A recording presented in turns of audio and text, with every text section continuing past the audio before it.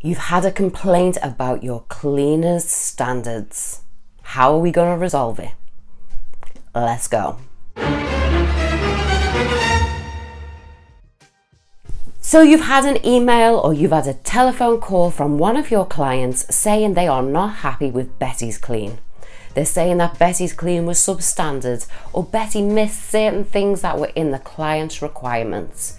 So how are we going to handle this situation and resolve it so our client is happy and our cleaner doesn't feel like they've been beat up? Oh, first of all, I will listen to the client and listen to all of their problems and their issues and gather as much information from them as possible. The next thing I'm going to do is talk to my cleaner. Yes, there is that saying, the customer is always right and the customer is king. And while they are true to a certain degree, there are also some customers out there that like to get something out of nothing and like to play the system. So I think it's only fair, once you've got the client's feedback, that you call your cleaner. So you'd say to your client, thank you very much for registering this complaint.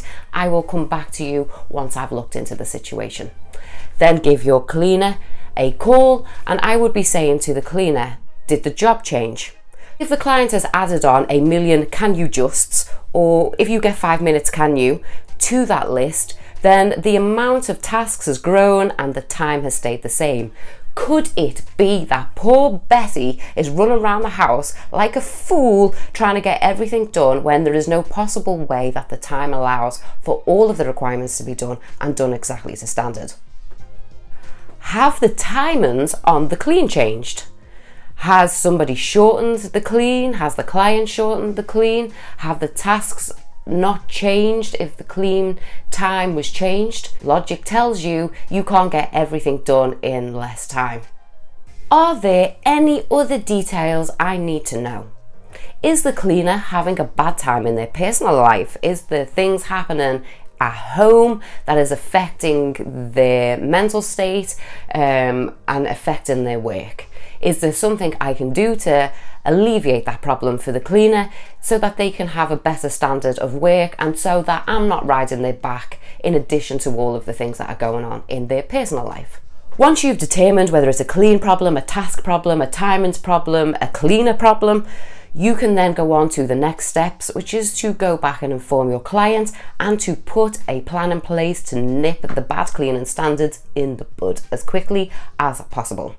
So what we are going to do is we're going to book a spot check on the next clean for that client.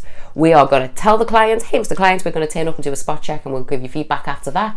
But you're also going to inform your cleaner, just to let you know, I'm going to come and spot check your work because as you know, there's been complaints from Mr. Smith and I need to come and have a look into it.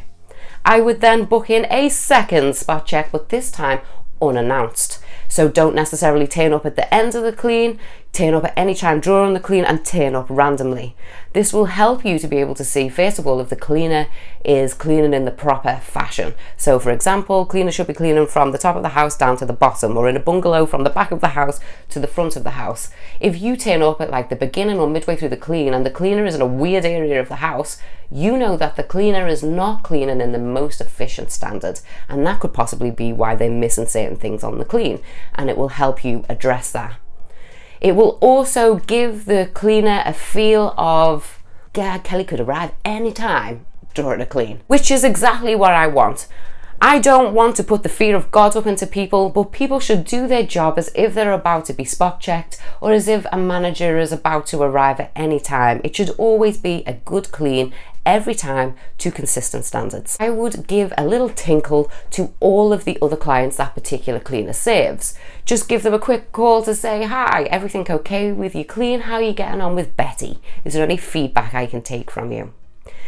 This will help you ascertain whether there is a problem with Betty, or maybe there is a disconnect or a problem between Betty and that particular client.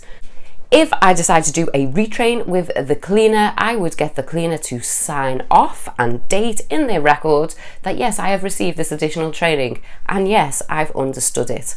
I would then monitor that cleaner over the next 4 weeks, booking in regular spot checks on all of their cleans at different varying times in the clean duration to see how they set up, how they do the clean and how they finish the clean and their standards. Sometimes, my friends, with all the training in the world, all the patience in the world, and even if the cleaner has the most best supery duperiest attitude, you will not make a grade A cleaner out of them. I had one lady who I had to let go, and it wasn't through her lack of trying. She really tried, but she could never bring up the speed, and she could never do the finishing touches that we do as standard. As I've said in previous videos, I test people out in my personal house before they know it's my house. And hair clean, I would just not let loose on somebody who is paying me. And in that situation, we had to shake hands and part company because I was never going to be able to make the type of cleaner out of that lady. It's just the way it goes sometimes. What is your process when it comes to having complaints about bad standards? Do you have a set process that you go through with the cleaner?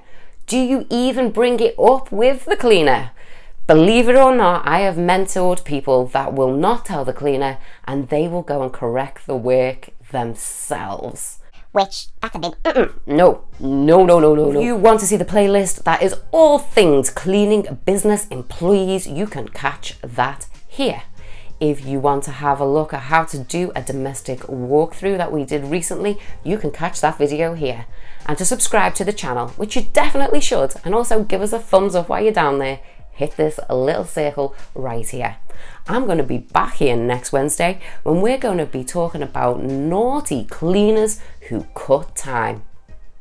So I will see you back here next Wednesday. Until then, you have a very good week. Bye bye.